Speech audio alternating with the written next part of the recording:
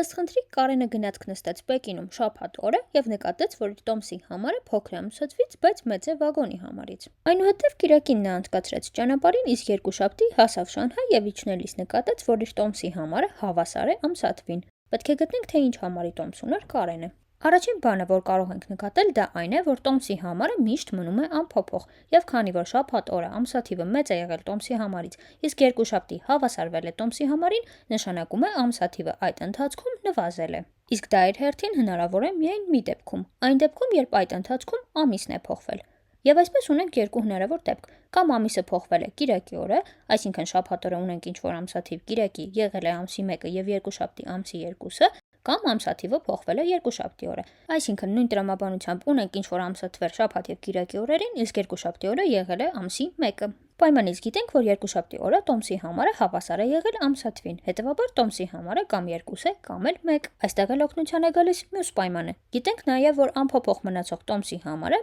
մեծ է վագոնի համարից, հետևաբար տոմսի համարը չի կարող լինել 1, քանի որ 0-ական վագոն չունենք, ուրեմն պատասխանն է 2։